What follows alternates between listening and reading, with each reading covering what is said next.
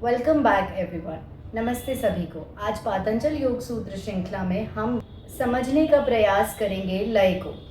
लय जो हमने इससे पिछली वीडियोस में समझी हैं, और यह भी समझेंगे कि कैसे हम सभी इस लय को अपने जीवन में अनुभव करते हैं, ध्यान की इस अवस्था तक पहुंचते हैं।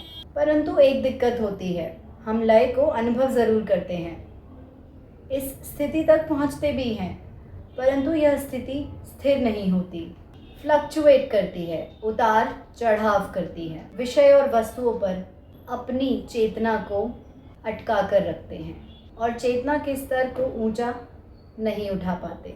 पिछली बार हमने समझा था कि जब संप्रज्ञानता समाधि में चेतना का बीज संस्कार भी खत्म हो जाता है, जितने भी बचे कुचे संस्कार उस विषय या वस्तु से संबंधित होते हैं, वह सभी संस्कार, वह सभी याददाशें खत्म हो जाती हैं, तब वह निर्बीज समाधि में बदल जाता है। और निरंतर अभ्यास से ही हमारे संस्कार बदल जाते हैं। यदि हम सही ज्ञान नहीं रखेंगे या सही ज्ञान को जानने की चेष्टा नहीं करेंगे, उत्सुकता नहीं रखेंगे, तो हम गलत दिशा में और अधर्मी कर्मों की तरफ बढ़ते रहेंगे और अभ्यास करते रहेंगे और ऐसे कर्मों को बनाते रहेंगे जो हम नहीं बनाना चाहते। कर्म चाहे मन के स्तर पर हो, चाहे बाहर फिजिकल भौतिक स्तर पर हो, वह नज़रिया अलग अलग है, पर हम कर्म कर ही रहे हैं। मन के अंदर कर रहे हैं या मन के बाहर कर रहे हैं, तो दोनों ही एक ही बातें हैं, बस अलग अलग तरीके से देखी जा रही हैं। आउटपुट एक ही है। अब यहाँ मैं विज्ञान को भी जोड़ना चाहूँगी।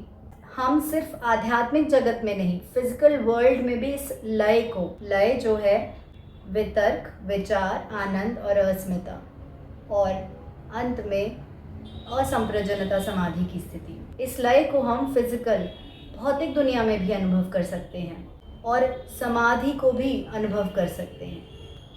आध्यात्मिक जगत में तो हम ध्यान लगाते हैं, मन के अंदर, हमारे चित्त के अंदर सभी चीज़ें महसूस करते हैं, परंतु मेरा खुद का पर्सनल, खुद का अनुभव है जिसमें मैं मानती हूँ कि हम भौतिक दुनिया में भी समाधि को अनुभव कर सकते हैं। किसी भी एक विषय पर अपने को केंद्रित करके हम समाधि की स्थिति को अनुभव कर सकते हैं। यदि आप सभी जानना चाहते हैं तो कमेंट्स करिएगा।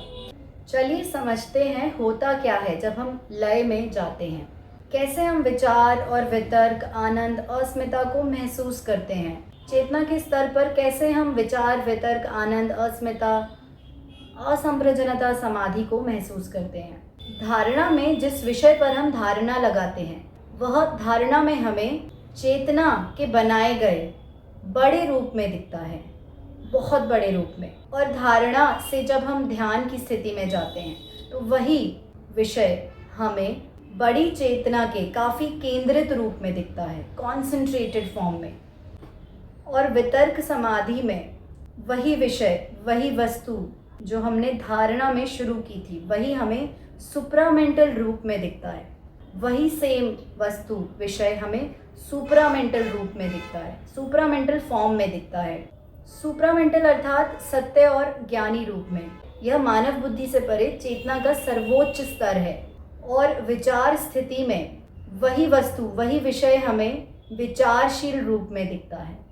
कह सकते हैं विचार स्थिति में हम दृष्टा बन जाते हैं थोड़े समय के लिए। आनंद की स्थिति में वही विषय, वही वस्तु हमें चेतना के प्रसन्न रूप में दिखता है, परंतु अभी भी हमसे विषय और वस्तु छूटी नहीं है।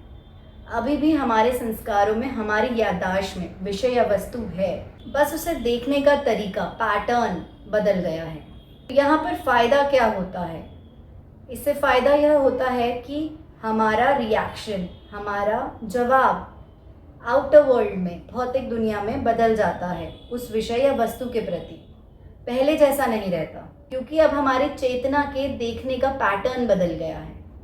और यही करती है समाधि या फिर ध्यान हमारे मन के चित्त के साथ। और जब जब विषय का चिंतन छूटेगा, तभी विराम प्रत्यय की स्थिति आती है। अब आखिरी स्थिति असंप्रज्ञानता समाधि की स्थिति में विषय या वस्तु का बोध घुल जाता है, छूट जाता है, जागरूकता पूरी घुल जाती है, फिर से जागृत हो सकती है। परंतु जब इस बार फिर से जागृत होगी तो वह पहले जैसी जागरूकता नहीं होगी। अब जो जागरूकता होगी वह गहरी होगी और जागरूकता बड़ी होगी। जागरूकता का पैटर्न बड़ा होगा और विषय की जागरूकता भी बड़े लेवल पर होगी। असंप्रज्ञानता समाधि स्थिर स्थिति नहीं है, हमेशा के लिए नहीं है। चेतना ट्रांसेंड करती है अलग स्तर पे, लेवल पे जाने के लिए। और हम सभी समाधि की इन स्थितियों से गुजरते हैं, परंतु पीछे आ जाते हैं विषय और वस्तुओं से आसक्त होकर।